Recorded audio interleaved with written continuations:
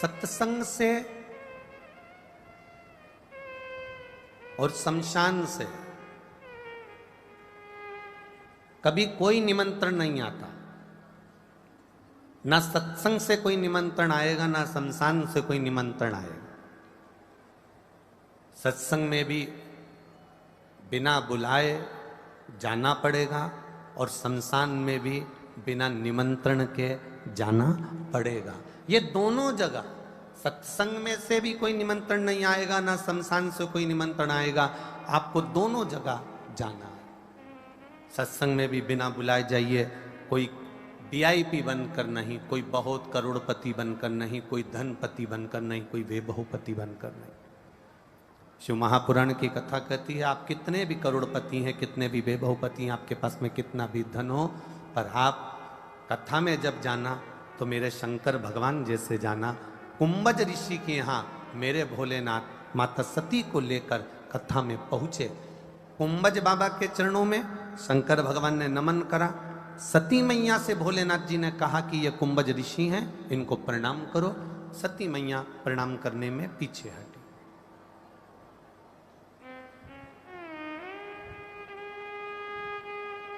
सती मैया थोड़ा सा प्रणाम करने में पीछे हट गई। कारण क्या था? धनवान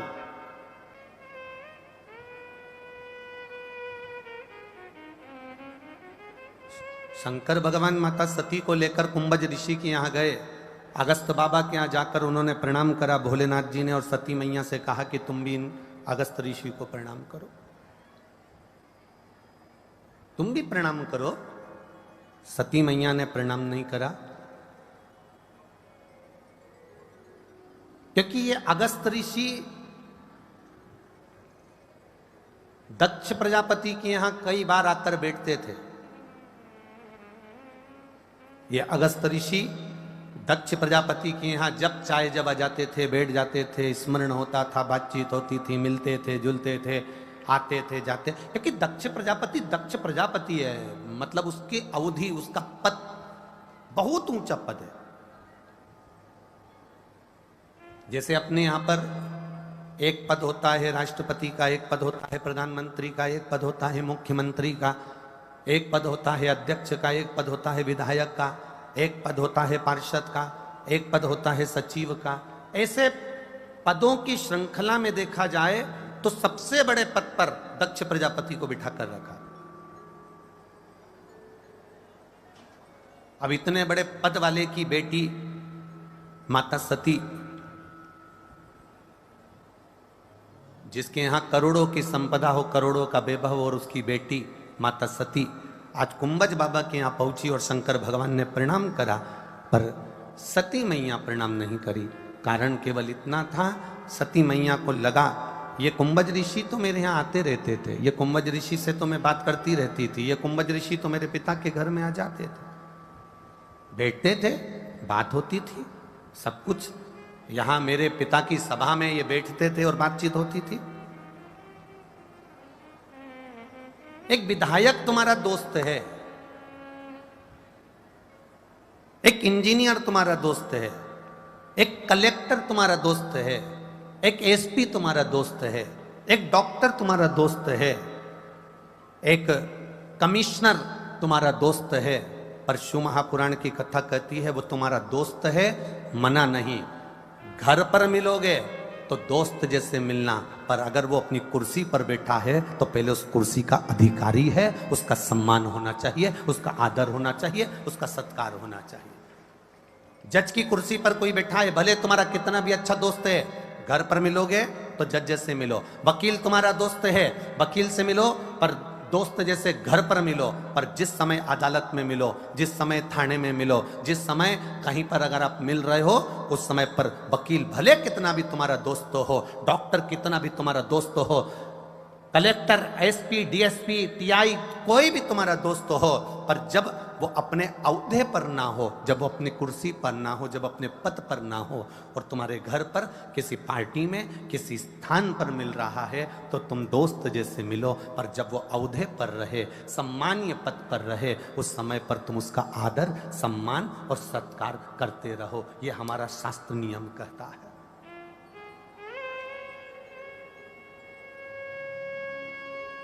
ये हमारा शास्त्र नियम कहता है। सती मैया ने इस नियम को नहीं माना। माता सती ने, दक्ष प्रजापति की सभा में बैठते थे कुंभज बाबा, तो माता सती के मन में यह आ गया कि ये तो मेरे यहाँ आते थे, बैठते थे, बैठ कर चले जाते थे, बातचीत कर कर चले जाते थे। तो सती माता ने प्रणाम नहीं करा, शिवजी ने प्रणाम करा। फिर भोलेनाथ जी ने जब बार बार माता सती से कहा कि ये अगस्त ऋषि, ये कुंभज ऋषि हैं, प्रणाम करो, तब माता सती ने प्रणाम करा। बहुत अंतर है महाराज, धनवान में और कुलवान में अंतर आ जाता है। हमने एक बात पहले कथा में कही थी, आज फिर कहते हैं। कार देखकर कभी अपने घर की बहू मत लाना। कार देखकर बहू को लेकर मत आना। अगर घर में बहू को लेकर आना तो संस्कार देखकर लेकर आना कि यह संस्कारवान है कि नहीं है। एक बात आप लोगों से पूछना चाहेंगे, अगर उत्तर दे तो अच्छी बात है। जिसके पांव दुखते हैं, जिसके पांव में तकलीफ होती है, जिसकी कमर में तकलीफ होती है, जिसकी कमर दुखती है, पांव दुखते हैं, वो कुर्सी ढूंढते हैं कि नहीं ढूंढते हैं? बोलो, जम के बोलो जरा। बैठने के लिए कथा में आए हो, ढेर सारे आए हो। जिसका पांव दुखता है वो भी कुर्सी ढूंढेगा, जिसकी कमर दुखती है वो भी कुर्सी ढूंढेगा। कमर दुख रही है, पांव दुख रहे हैं, तो आपने कुर्सी ढूंढी, कुर्सी नहीं मिली तो कोई दीवार मिल जाए तो उससे टिक जाऊं, दीवार नहीं मिली, दो ईंट मिल जाए उस पर बैठ जाऊं, कोई ऊंचा सा स्थान मिल जाए उस पर बैठ जाऊं, टेबल मिल जाए उस पर बैठ जाऊं, कुर्सी मिल जाए उस पर बैठ जाऊं, कोई खड़ा है उसका सहारा मिल जाए, खंबा मिल जाए, कोई टेबल मिल जाए, कोई बैरिकेड मिल जाए, उस पर बैठ जाऊं। मतलब कमर में अगर दुख रहा है, कमर दुख रही है, घुटना दुख रहा है, तो तुम कुर्सी ढूंढते हो, टेका ढूंढते हो, दीवार ढूंढते हो। शास्त्र कहता है जब कमर में दुखता है, जब कहीं घुटना दुखता है, तो आप कुर्सी ढूंढते हो। शिव पुराण कहती है जिंदगी में जब तुम्हारा दिल दुखे, जब तुम्हारा मन दुखे, तो जैसे सत्संग में तुम कुर्सी ढूंढते हो, तो दिल दुखे तो मेरे महादेव को ढूंढने का प्रयास करना। वो जिंदगी का ऐसा सहारा देता है कि फिर कुछ हमारे पास आनंद के सिवा रहता ही नहीं। घुटना दुखे तो हम कुर्सी ढूंढते हैं, कमर दुखे तो हम कुर्सी ढूंढते हैं, घुटना दुखे तो हम दीवार ढूंढते हैं, कमर दुखे तो हम दीवार ढूंढते हैं। तो दिल दुखे जब, मन दुखे जब, कोई गाली दे दे, अपशब्द कह दे, ताने दे दे, आड़ा टेढ़ा बोल दे, जब तुम्हारा दिल दुखे, उस समय पर तुम कुछ मत ढूंढना। अगर ढूंढना तो केवल एक महादेव का मंदिर ढूंढना, उस मंदिर में जाकर बैठना और शंकर भगवान से अपने दिल की बात कहना, बाबा उसको सुन लेगा। वो जो सहारा देगा, उस सहारे के बराबर दुनिया में कोई सहारा नहीं। पांव दुखे कुर्सी ढूंढते हो, कमर दुखे कुर्सी ढूंढते हो, दिल दुखे तो मेरे महादेव को ढूंढना, वो मिलेगा। कुर्सी हमें सहारा दे देती है घुटने को, कुर्सी सहारा दे देती है अपनी कमर को, और मेरा महादेव तुम्हारे दिल दुखने पर सहारा देता है तो जिंदगी भर का देता है, फिर छोड़ता नहीं, फिर वो छोड़ेगा नहीं। एक बार अगर उसने पकड़ लिया तो फिर छोड़ने वाला नहीं है। एक बार अगर पकड़ ले तो।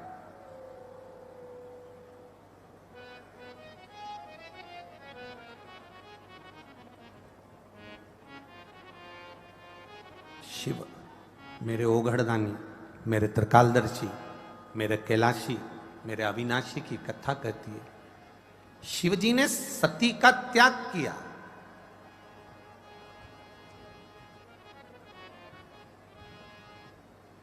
उस त्याग की सबसे बड़ी अगर कोई कहानी है तो केवल इतनी सी है कि सती मैया दक्ष प्रजापति की बेटी हैं, धनपति हैं, और धनपति के साथ में उन्होंने पति के वचन पर विश्वास नहीं किया, राम जी की परीक्षा ले ली, पति के पास आकर झूठ बोल दी, इसलिए मेरे बाबा ने उनका त्याग कर दिया।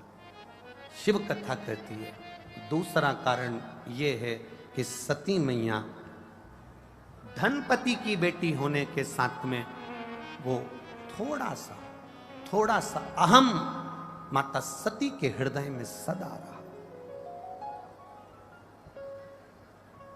सती में और पार्वती में एक अंतर भारी है।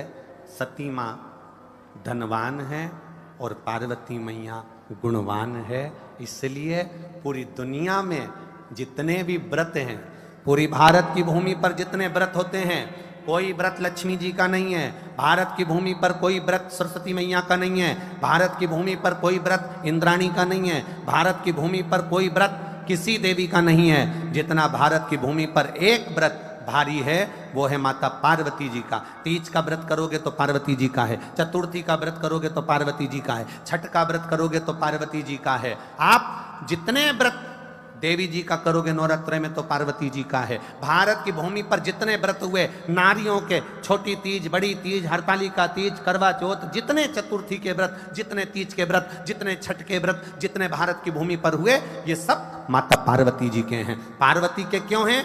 क्योंकि धनवान और गुणवान में अंतर है।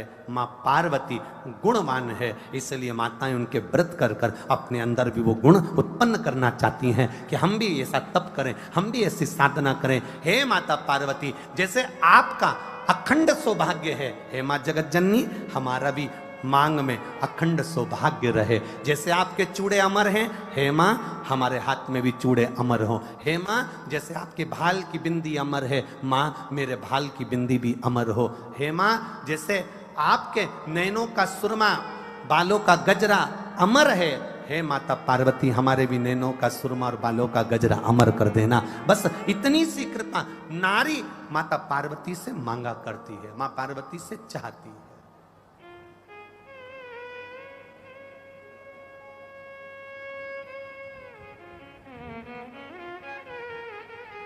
ये माता ने, पार्वती जी गुणवान है। एक नारी, एक स्त्री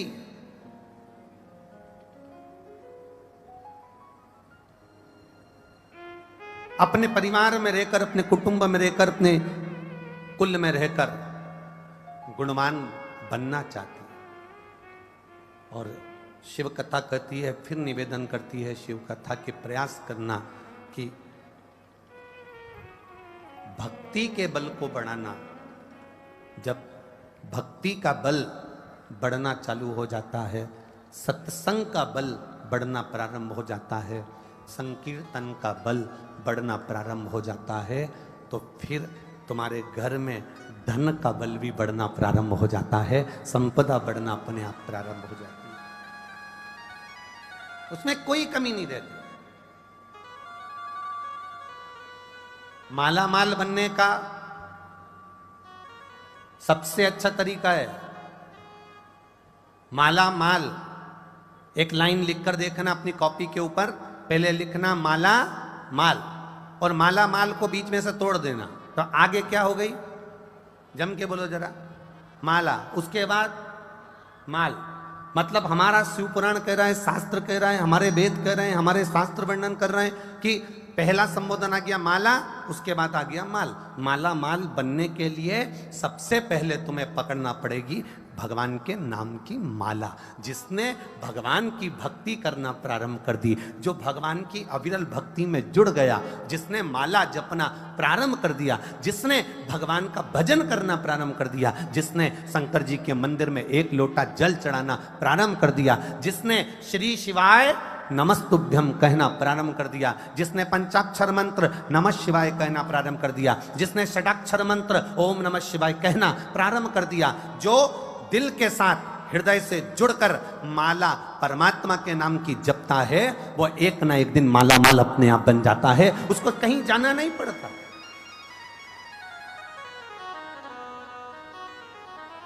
एक पत्र आया है, देखिए।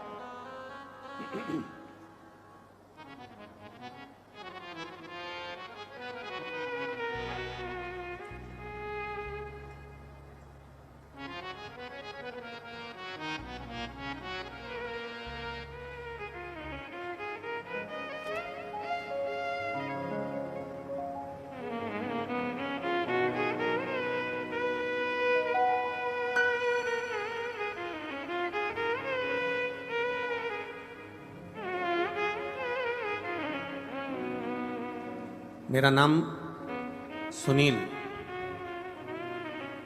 गांव हाजीपुर, हाल काला कुआं 297 अलवर। सही है एड्रेस? कहीं बैठे हैं सुनील जी? मेरा नाम सुनील, गांव हाजीपुर, हाजीपुर है, हाजीपुर, हाल काला कुआं 297 2/97 अलवर। कहीं बैठे हो सुनील जी तो हाथ हिला सकते हो। इन्होंने पत्र में लिखा है, गुरुदेव आप कहते हो कोई जल्दी बनता है, कोई देर से बनता है, पर महादेव को जल चढ़ाने वाला एक दिन से जरूर बनता। उस बात को मैं अपनी भाषा में क्या लिखूं गुरुदेव? सारी समस्या का हल एक लोटा जल। पत्र को आप अपनी एलईडीओं पर, आस्था चैनल पर, फेसबुक यूट्यूब पर आस्था चैनल के साथ पत्र को हम पढ़ते हैं तो आप भी पढ़ा करो। हमारा भी तो समय लगता है तो आपका भी समय लगना चाहिए, तो आप पत्र हमारे साथ में चैनल पर पढ़ सकते हैं। एक लोटा जल सभी समस्या का हल। बाबा मेरी औकात नहीं थी, बाबा ने मुझे इतना दे दिया। केवल एक लोटा जल चढ़ाकर जो मेरे बाबा ने मुझे दिया है, मैं किसको कहूँ गुरुदेव? एक गाड़ी घर में नहीं थी, आज बाबा ने मुझे 6 गाड़ी का मालिक बना दिया है। बाबा मेरा बेटा पढ़ने में कमजोर था। लोग कहते थे ये जिंदगी में कुछ नहीं कर पाएगा, केवल कहीं की दुकान छोटी मोटी पान की करेगा, बाकी के कुछ नहीं करेगा। मेरा बेटा पढ़ा लिखा नहीं था। बाबा क्या कृपा मेरे बाबा ने करी, एक लोटे जल ने हमारा पूरा परिवार एक लोटा जल चढ़ाता है और कथा पर विश्वास करता है, शिव महापुराण पर भरोसा करता है। बाबा मेरा बेटा पढ़ा लिखा नहीं था, आज मेरा बेटा जयपुर के हॉस्पिटल में मैनेजर के पद पर बैठा हुआ है, ये बाबा की कृपा है। बाबा मैं क्या वर्णन करूं, मेरी एक झोपड़ी बनाने की औकात नहीं थी गुरुदेव, मैं क्या वर्णन करूं। आप अगर मेरे आएंगे तो मैं बताऊंगा, मेरी एक झोपड़ी की औकात नहीं थी। जब से जल चढ़ाना चालू करा 50 लाख का मकान मेरे बाबा ने मेरे लिए बनवा दिया। ये कृपा बाबा की। मेरे मकान का मैं नंबर भी लिखता हूँ 2/97 है गुरुदेव। कभी किसी को मौका लगे तो एक लोटे जल का महत्व मैं उसी मकान में बैठकर दुनिया के लोगों को बता दूंगा कि बाबा हाथ पकड़ता है तो खाली नहीं छोड़ता। ये शिव तत्व है। सुनील जी हाजीपुर, हाल काला कुआं 2/97 अलवर। शिव तत्व इसी को कहते हैं। कोई लेट बनता है, कोई जल्दी बनता है, पर मेरे शंकर को जल चढ़ाने वाला एक दिन सेठ जरूर बनता है। वो देता है। बोल बम का नारा है, बाबा एक सहारा है। वो सहज नहीं है, वो सरल नहीं महाराज, उसको समझने वाला ही समझ सकता है, उसको जानने वाला ही जान सकता है। अरे तेरी कृपा बिना न हिले एक भी अणु, लेते हैं श्वास तेरी कृपा से तनो तनो। बखान क्या करूं मैं राखों के ढेर का, चपटी भभूत में खजाना कुबेर का, हे गंगाधार मुक्ति द्वार ओमकार तू, भोले ओमकार तू, आयो शरण तिहारी शंभु तार तार तू। आप ये जितने बैठे हो कथा में, आज फिर कह रहा हूं, इस व्यासपीठ से निवेदन करने में पीछे नहीं हटता।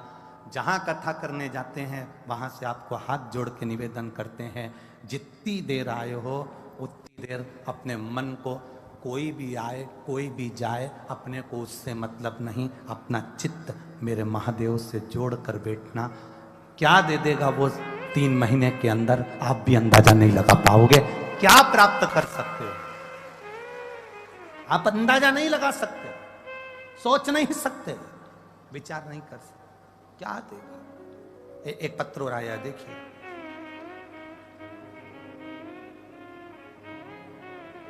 मेरा नाम मंजू सैनी, पति का नाम सुनील सैनी, मैं रवेर खेरथल कि रवेर थल है, रवेथल खेरथल, हाँ ठीक है। मैं खेरथल जिला अलवर की रहने वाली हूँ। कहीं बैठी हैं, कहीं बैठी हो तो हाथ हिलाइएगा। मैं मंजू सैनी, पति का नाम सुनील सैनी, मैं खेरथल जिला अलवर की रहने वाली हूँ गुरुजी।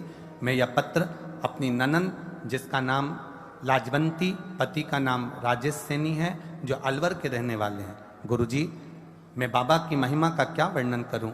मेरी ननंद लाजवंती की शादी को 20 साल हो गए थे। 20 साल में सारे डॉक्टरों को दिखा लिया, सारा इलाज करवा लिया, जगह जगह जाकर धोख लगवा ली, 50 बार गोदी भरवा ली, पर उसके संतान नहीं हुई गुरुदेव। फिर मेरी ननंद आपकी कथा पर टीवी पर सुनना प्रारंभ कर दी और हम सबको भी बताती थी। उसको 20 साल हो गए थे, संतान नहीं हुई, और ननंद ने भगवान की कृपा से पशुपति व्रत करना प्रारंभ करा, सफेद आंकड़े की जड़ का प्रयोग करना प्रारंभ करा। डॉक्टरों ने तो मना कर दिया था कि इसको बच्चा नहीं होगा।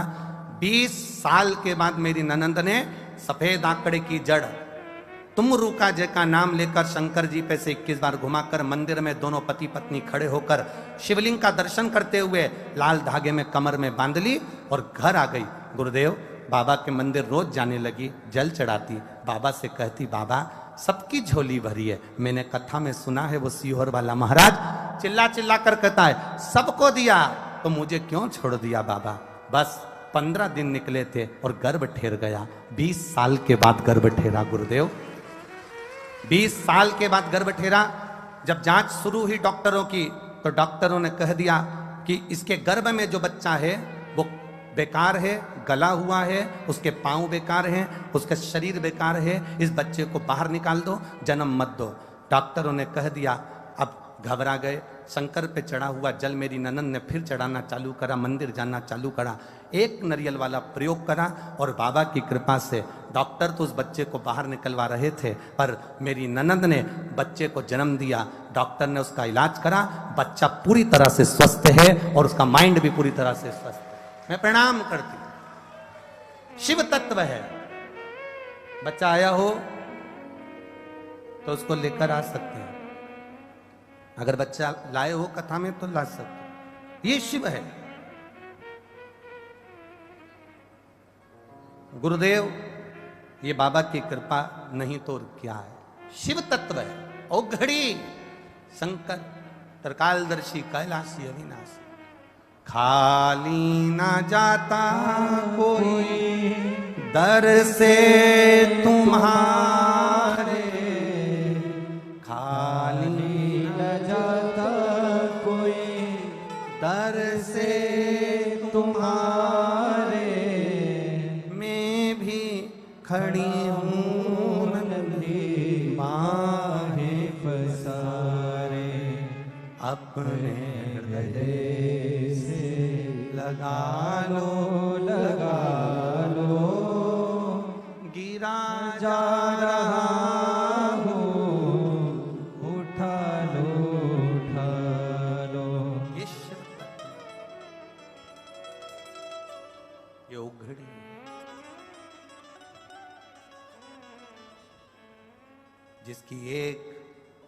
गाड़ी की भी औकात ना हो और उसने अगर महादेव पर एक लोटा जल चढ़ाना प्रारंभ कर दिया तो 6 गाड़ी उसके दरवाजे पर खड़ी कर देता है वो महादेव है। देवता देते हैं पल्ला झाड़ कर और मेरा देव अधिदेव महादेव देता है छप्पर फाड़ कर। जब देता है इतना दे देता है कि बटोरा नहीं जाता।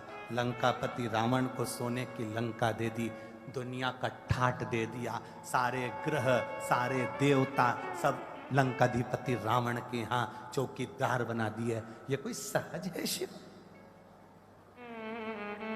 एक चोर चोरी करने के लिए शंकर जी के मंदिर में गया, चोरी का सामान नहीं दिख रहा था, अपने शरीर का कपड़ा उतार कर त्रिशूल में लपेट कर आग लगाकर चोरी का सामान ढूंढ रहा था। चोरी का सामान ढूंढते ढूंढते महादेव प्रसन्न हो गए और कह दिया, तूने मेरे मंदिर में शिवरात्रि के दिन, कौन सी रात्रि को? शिवरात्रि के दिन तूने मेरे मंदिर में दिया जलाया है, मेरे मंदिर में तूने उजाला करा है। चोर कहता है मैंने दिया नहीं जलाया, मेरा कपड़ा जलाकर चोरी का सामान देख रहा था। शिवजी कहते मुझे चोरी से मतलब नहीं है, तू मेरे मंदिर में उजाला कर दिया, प्रकाश कर दिया, इसलिए मैं तुझे कुबेर की गादी प्रदान करता हूं, कुबेर का सिंहासन दे देता हूं। कुबेर का सिंहासन दे दिया।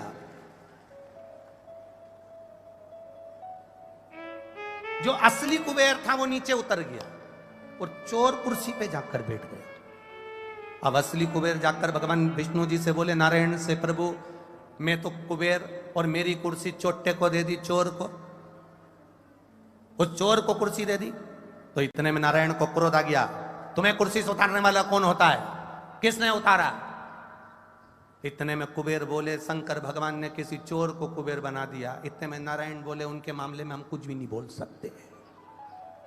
ये फाइल दूसरी जगह की, अपने बस की है ही नहीं, तो तुम क्यों नहीं बोल सकते? कुबेर ने बोला, तुम्हें बोलना चाहिए ना, तुम नारायण हो, सृष्टि के कर्ता हो,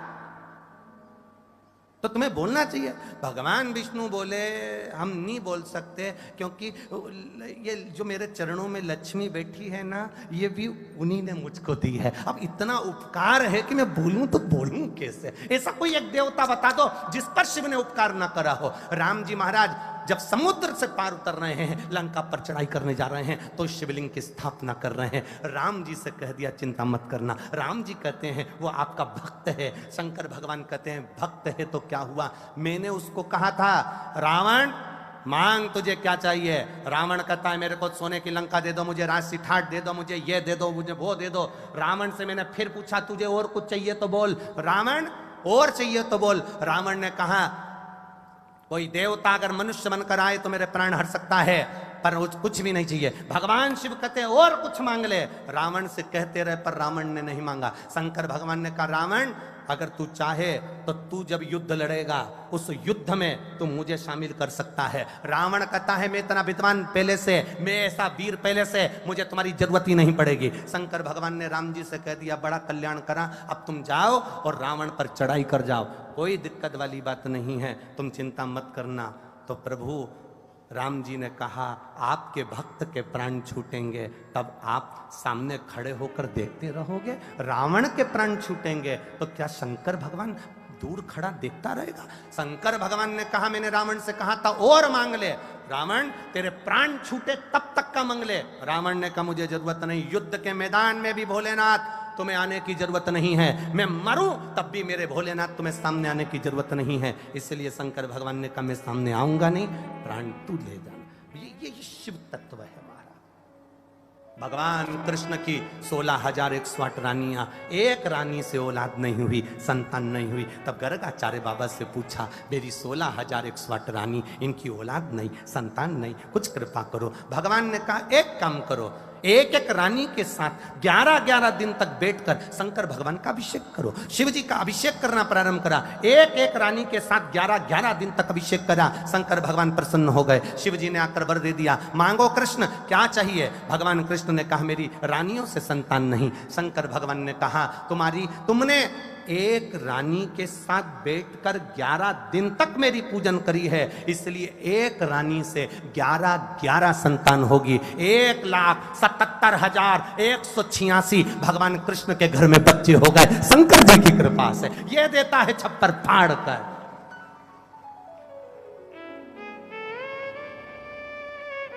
क्या ना दे वो,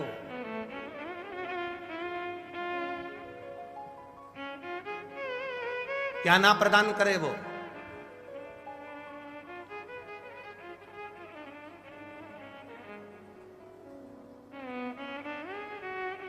अरे भाई, आपको स्मरण में होगा शिवरात्रि की रात्रि में आप लोगों ने सबने अपने अपने घर में दिया जलाया होगा। दीप जलाया कि नहीं जलाया पूजन में? बोलो तो सही, जलाया ना? शंकर जी को बेलपत्री चढ़ाई कि नहीं चढ़ाई? चढ़ाई ना? अभिषेक पूजन किया ना? तुमने दिल से, भाव से, मन से शिवरात्रि के दिन रात्रि के समय शंकर भगवान की आराधना करी। भूलवश भी अगर तुमने दिया जलाया है तो मेरा शंकर भगवान जब चोर को कुबेर बना सकता है तो साल भर में तुम्हें भी तो कुछ ना कुछ दे सकता है। इंतजार करो कि तुमने जो पार्थिव शिवलिंग की पूजन करी है रात्रि के समय पर, केवल पार्थिव शिवलिंग की पूजन रात को नहीं होती है, पर केवल शिवरात्रि, हरतालिका तीज, छोटी तीज, बड़ी तीज, अन्य जो त्योहार होते हैं, सोमवार की अष्टमी आदि आदि जो उत्सव होते हैं, इसमें शिवरात्रि की रात्रि में, उसका मतलब ही शिवरात्रि है, रात के समय पर आप अभिषेक करो, पूजन करो, अर्चना करो।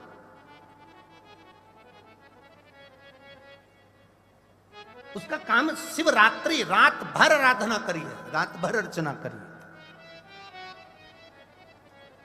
एक बार हमने बहुत पहले 2-3 साल पहले कथा में कहा था कि शिव जी का अभिषेक रात में नहीं होना चाहिए, केवल शिवरात्रि एक ऐसी होती है जिसमें शंकर भगवान का अभिषेक रात्रि को होता है और दिल से करना चाहिए, पूजन दिल से करना चाहिए। कुछ विधर्मियों ने हमारी पुरानी क्लिप निकाल के उसको आधा काट लिया और आधा काट कर उसमें ये चला दिया कि रात्रि में अभिषेक नहीं होना चाहिए। तो वो पर उसने पूरी नहीं चलाई कि गुरुजी ने क्या बोला कि शिवरात्रि की रात्रि को रात भर पार्थिव शिवलिंग का पूजन करिए, आराधना करिए, अर्चना करिए। उसने उतना चलाया कि रात को शिवलिंग का पूजन ना करें।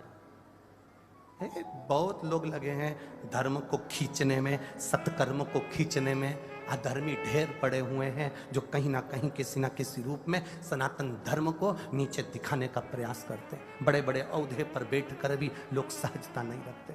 इसलिए तो रामचरितमानस में लिख दिया, ऊंच निवास नीच करतूती और देख न सकई पराई विभूति। दुनिया की विभूति देख नहीं पा रहे, आंखों में चुभ रही है कि कैसे इतना आगे बढ़ रहा है, कैसे ये सब भजन हो रहा। 63 करोड़ लोगों ने अभिषेक पूजन कर ली, दुनिया को चुभ रही है 63 करोड़।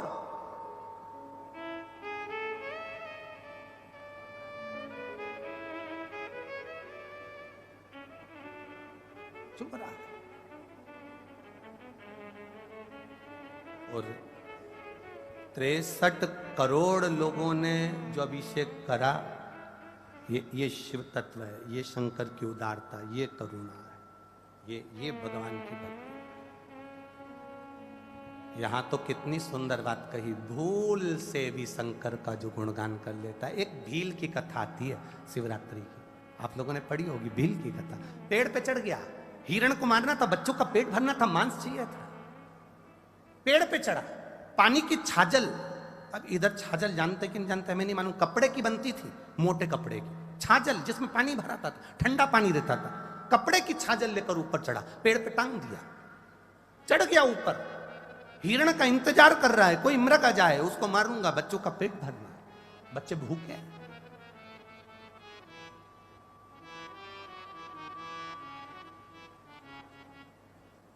और चला, पेड़ के ऊपर चढ़ गया और पेड़ के ऊपर चढ़कर वो छाजल जो थी वो पेड़ पर टांग दी और पेड़ पे टांगी अब वो हिरण को देखने के लिए इधर घूमे तो छाजल हिले तो उसमें से 2-2 बूंद पानी नीचे गिरता रहे, इधर घूमे 2 बूंद पानी नीचे। इसको नहीं मालूम कि मैं बेलपत्री के पेड़ पर टरना, इसको नहीं मालूम कि मैं बेलपत्री के पेड़ पर चढ़ गया।